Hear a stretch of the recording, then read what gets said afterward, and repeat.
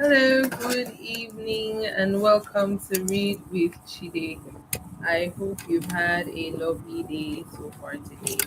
I hope that you are ready to read the Bible with me. Welcome. As you join, please do well to share the link with friends and loved ones. Let them join us as we read the Bible together.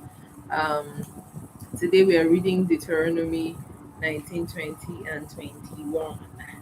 So yes, all through we're reading only Deuteronomy today. We're not reading any chapter in Mark today. So Deuteronomy 19, 20, and 21. Let's get right into it.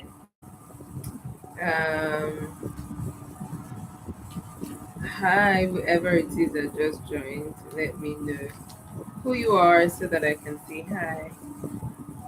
Deuteronomy 19, chapter 19, verse 1. When the Lord thy God hath cut off the nations whose land the Lord thy God giveth thee. Now, again, this is still, Moses giving them instructions for the promised land they're about to enter, and the parts we read yesterday in the previous chapters, we talked about how, they should be able to discern a true prophet from a false prophet, by how whether or not what he says comes to pass. Now, this next chapter is going to talk about cities of refuge. So it says from verse 1, when the Lord thy God hath cut off the nations whose land the Lord thy God giveth thee, and thou succeedest them and dwellest in their cities and in their houses, thou shalt separate 3 cities for thee in the midst of thy land, which the Lord thy God giveth thee to possess it. For thou shalt prepare thee a way and divide the coast of thy land, which the Lord thy God giveth thee to inherit, into 3 parts, that every slayer may flee thither. And this is the case of the slayer which shall flee thither, that he may live. Whosoever killeth his neighbor ignorantly, that is by mistake, whom he hated not in time past, as when a man goeth into the wood with his neighbor to hew wood, and his hand fetcheth a stroke with the axe to cut down the tree, and the head slippeth out from the helve and lighted upon his neighbor that he die, he shall flee unto one of those cities and live. So he's saying, for example, someone is trying to cut down a tree and then the head of the axe mistakenly goes off and hits his neighbor, causing the neighbor to die. That was not preempted. He didn't plan to kill the person. So for such a person, he's supposed to flee to the city of refuge so that he will not be killed for the person that was killed. Verse 6, lest the avenger of blood pursue the slayer while his heart is hot, and overtake him, and because the way is long, and slay him, whereas he was not worthy of death, inasmuch as he hated him not in time past. Wherefore I command thee, saying, Thou shalt separate 3 cities for thee. And if the Lord thy God enlarge thy coast as he hath sworn unto thy fathers, and give thee all the land which he promised to give unto thy fathers, if thou shalt keep all these commandments to do them, which I command thee this day, to love the Lord thy God and to walk ever in his ways, then shalt thou add 3 cities more for thee beside these 3, that innocent blood be not shed in thy land, which the Lord thy God giveth thee for an inheritance, and so blood be upon thee. So this is an important instruction because they have been instructed by Moses a life for a life. If somebody kills another person, the penalty is death for him, right? So you killed your neighbor because you guys were angry with each other and you fought and killed the neighbor. Well, a life for a life. So in this instance where he killed his neighbor by mistake, you cannot afford to shed innocent blood in the land. So these cities of refuge are important. Verse 11, but if any man hate his neighbor and lie in wait for him, and rise up against him and smite him mortally that he die, and fleeth into one of these cities, then the elders of the city shall send and fetch him thence, and deliver him into the hand of the avenger of blood that he may die. So they're saying, if it's a case that this person intentionally, he intentionally killed his neighbor, he now fled into the city of refuge, go and bring him, fetch him from there, and let him be executed for what he's done. Verse 13, thine eye shall not pity him, but thou shalt put away the guilt of innocent blood from Israel, and that it may go well with thee. Thou shalt not remove thy neighbor's landmark, which they of old time have set in thine inheritance, which thou shalt inherit in the land that the Lord thy God giveth thee to possess it. One witness shall not rise up against a man for any iniquity or for any sin. In any sin that he sinneth, at the mouth of two witnesses or at the mouth of three witnesses shall the matter be established. If a false witness rise up against any man to testify against him that which is wrong, then both the men between whom the controversy is shall stand before the Lord, before the priests and the judges, which shall be in those days. And the judges shall make diligent inquisition, and behold, if the witness be a false witness, and had testified falsely against his brother, then shall ye do unto him as ye had thought to have done unto his brother, so shalt thou put the evil away from among you. So you falsely witnessed against somebody. The penalty that would have been on him were he guilty will now be on the false witness. People talk about how do I put it? This reminds me of the conversation around people who accuse other people falsely of rape. It's a false allegation that can cost the person their life. Maybe not their life literally, as in death by hanging or electrocution, but their life as they know it, their job, family respect, societal respect, all of that. So you see here it says says they shall do unto him, the false witness, as he had thought to have done unto his brother, so shall thou put the evil away from among you. Verse 20, and those which remain shall hear and fear, and shall henceforth commit no more any such evil among you. And thine eye shall not pity, but life shall go for life, eye for eye, tooth for tooth, hand for hand, foot for foot. Chapter 20, verse 1. When thou goest out to battle against thine enemies, and seest horses and chariots and a people more than thou, be not afraid of them. For the Lord thy God is with thee, which brought thee up out of the land of Egypt. And it shall be when ye come nigh unto the battle, that the priest shall approach and speak unto the people, and shall say unto them, Hear, O Israel, ye approach this day unto battle against your enemies. Let not your hearts faint, fear not, and do not tremble, neither be ye terrified because of them. For the Lord your God is he that goeth with you to fight for you against your enemies, to save you. So every military has their strategy, right? Their war tactics, their war strategy. What you're seeing is, for Israel, their war strategy is having a priest to encourage the people beforehand. Verse 5, and the officers shall speak unto the people, saying, What man is there that hath built a new house and hath not dedicated it? Let him go and return to his house, lest he die in the battle and another man dedicate it. And what man is he that hath planted a vineyard and hath not yet eaten of it? Let him also go and return unto his house, lest he die in the battle and another man eateth of it. And what man is there that hath betrothed a wife and hath not taken her? Let him go and return to his house, lest he die in battle and another man take her. And the officers shall speak further unto the people, and they shall say, What man is there that is fearful and faint hearted? Let him go and return unto his house, lest his brethren's heart faint as well as his heart. And it shall be, when the officers have made an end of speaking unto the people, that they shall make captains of the armies to lead the people. Now, what I see here is, whoever is going to go to battle has to have oneness of mind, that we are going here to win. This is strategically removing any person that might have a reason to not have oneness of mind in that battle. Oh, I just married a new wife. Hey God, my mind will be at home with the new wife that I have not yet. Oh, I just built a house. I've not dedicated the house. My mind will be on that. Is this how I will go? I will not dedicate the house. Or this vineyard I planted, I've not even tasted out of it. So everybody needed to be like, I'm ready to give it 100% and give it whatever it takes on this battleground. And that's why also it says, anybody that is faint hearted, in your mind that you're not 100% here. You are fearful. Bye bye.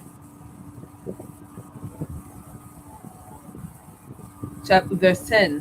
When thou comest nigh unto a city to fight against it, then proclaim peace unto it. And it shall be, if it make thee answer of peace, and open unto thee, then it shall be that all the people that is found therein shall be tributaries unto thee, and they shall serve thee. So if you had reason to go to war against these people, and then when you get there, you first propose peace to them. If they accept your peace treaty, then there will be tributaries unto you. You will not need to fight and kill anybody. They will just now be under you, right? Verse 12. And if it will make no peace with thee, but will make war against thee, then thou shalt besiege it. And when the Lord thy God hath delivered it into your hand, now you can see the language is there. When, so if the city refuse to receive you peacefully, is their loss. When the Lord thy God delivereth into thy hand, thou shalt smite every male thereof with the edge of the sword.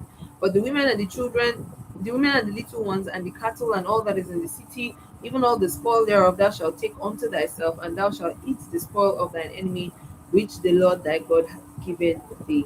Thus shalt thou do unto all the cities which are very far off from thee, which are not of the cities of these nations. Now, I always say I thank God for Jesus, because we are not in this age anymore. Where we are today as in this world is that every single person on this earth has equal chance to be a child of God. Now, the advantage that the Israelites had over all these people is the fact that the Israelites were the children of God and the others were not. The Israelites were submitted to God and the others were not. That is why in the times when the Israelites had walked away and were, disobedient to the laws of God and had chosen to worship other gods, they were defeated in battle. They were killed in battle, right?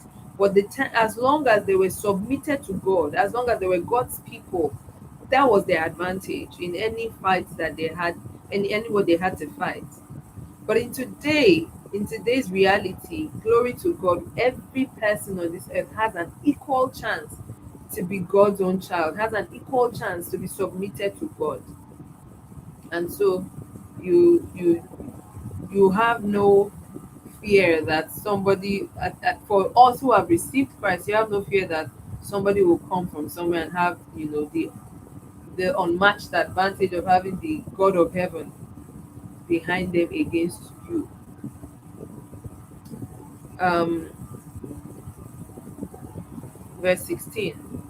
But of the cities of these people which the Lord thy God doth give thee for an inheritance, thou shalt save alive nothing that breatheth, but thou shalt utterly destroy them, namely the Hittites and the Amorites and the Canaanites and the Perizzites and the Hivites and the Jebusites, as the Lord thy God hath commanded thee, that they teach you not to do after all their abominations which they have done unto their gods. So should ye sin against the Lord your God. When thou shalt besiege a city a long time, in making war against it to take it, thou shalt not destroy the trees thereof by forcing an axe against them, for thou mayest eat of them, and thou shalt not cut them down. For the tree of the field is man's life, to employ them in the siege. Excuse me. Excuse me. Only the trees which thou knowest that they be not trees for meat, thou shalt destroy and cut them down, and thou shalt build bulwarks against the city that maketh war with thee until it be subdued. Chapter 20, verse 1. If one be found slain in the land which the Lord thy God give thee to possess it, lying in the field, and it be not known who hath slain him, then the elders and thy judges shall come forth, and they shall measure unto the cities which are round about him that is slain. And it shall be that the city which is next unto the slain man, even the elders of that city shall take an heifer which hath not been wrought with, and which hath not drawn in the yoke, and the elders of that city shall bring down the heifer unto a rock valley, which is neither eared nor sown, and shall strike off the heifer's neck there in the valley, and the priests of the sons of Levi shall come near, for them the Lord thy God hath chosen to minister unto him, and to bless in the name of the Lord. And by their words shall every controversy and every stroke be tried. And all the elders of the city that are next unto the slain man shall wash their hands over the heifer that is beheaded in the valley, and they shall answer and say, our hands have not shed this blood, neither have our eyes seen it. Be merciful, O Lord, unto thy people Israel, whom thou hast redeemed, and lay not innocent blood unto thy people of Israel's child. Excuse me, I don't know why I'm yawning so much. And the law and the blood shall be forgiven them, so shall they put away the guilt of innocent blood from among you, when thou shalt do that which is right in the sight of the Lord. Verse 10. When thou goest forth to war against thine enemies, and the Lord thy God hath delivered them into thine hand, and thou hast taken them captive, and seest among the captives a beautiful woman, and has a desire unto her, that thou wouldest have her to wife, then thou shalt bring her home to thine house, and she shall shave her head and bare her nails, and she shall put the raiment of her captivity away from her, and shall remain in thine house, and bewail her father and her mother a full month. And after that thou shalt go in unto her and be her husband, and she shall be thy wife. And it shall be, if thou have no delight in her, then thou shalt let her go whither she will. But thou shalt not sell her at all for money. Thou shalt not make merchandise of her, because thou hast humbled her. If a man have two wives, one beloved and the other hated, and they have borne him children, both the beloved and the hated. And if the firstborn son be hers that was hated, then it shall be, when he maketh his son to inherit that which he had, that he may not make the son of the beloved firstborn before the son of the hated, which is indeed the firstborn. So it's saying, if for example a man has two wives, and the two wives, he likes one more than the other one, and both of them have children, if peradventure the son of the wife he loves less is the first son, he should not by any means make the wife of the beloved wife, to the son rather of the beloved wife, to inherit the property over the rightful firstborn. Verse 17. But he shall acknowledge the son of the hated woman for the firstborn, by giving him a double portion of all that he hath, for he is the beginning of his strength. The right of the firstborn is his. If a man hath a stubborn and rebellious son, which will not obey the voice of his father or the voice of his mother, that that when they have chastened him will not hearken unto them, then shall his father and his mother lay hold on him, and bring him out unto the elders of his city, and unto the gate of his place, and they shall say unto the elders of the city, this our son is stubborn and rebellious, and he will not obey our voice. He is a glutton and a drunkard, you know. And all the men of the city shall stone him with stones, that he die. So shalt thou put evil away from among you, and all Israel shall hear and fear. And if a man have committed a sin worthy of death, and he be to be put to death, and thou hang him on a tree, his body shall not remain all night upon the tree, but thou shalt in any wise bury him that day, for he that is hanged is accursed of God, that thy land be not defiled, which the Lord thy God giveth thee for an inheritance. Now you can see clearly that, one of the explanations that tie into Jesus' crucifixion. If you remember, he was the thieves to his left and his right. Their bones were broken so that they would die quickly, right? Because when someone is nailed to the cross like Jesus was, the mode of death is asphyxiation, because the, the weight of the person's body is on the feet that have been nailed to the cross, right? So in order to be able to breathe well, you will have to put more weight on it to lift yourself up, so that the lungs can come up and receive air, because with the weight being on the leg, the body is pulled down this way, the lungs cannot take in air. You remember your diaphragm in biology, the lungs cannot take in air that way. So you need to push on that nailed feet to raise himself up to take some breath. So the thieves on the left and right, their bones were broken so that they cannot lift themselves up like that to take in bread, so that they will die faster. But Jesus gave up the ghost early, which fulfilled the prophecy, none of my bones were broken. I think that's Psalm 25. Am I correct? Psalm 25. Psalm 25. Why do I also have Psalm 18 in my head? I think I'm correct. It's Psalm 25, not 18. What is it, Psalm 18? Psalm 25 says, unto thee, O Lord, do I lift up my soul. Oh God, oh my God, I trust in thee. Let me not be put to shame. Yes, it is Psalm 25. No, it's not Psalm 25. It's not Psalm 25. Ugh. So is it Psalm 18? Why am I distracted? Um, why am I looking to verify this? Maybe because I said it and I wasn't sure and I didn't want to give the wrong psalm. If it's not 25, it's not 18, then how did I get it wrong? Which psalm is it then? Hmm. Interesting, interesting, interesting. Um,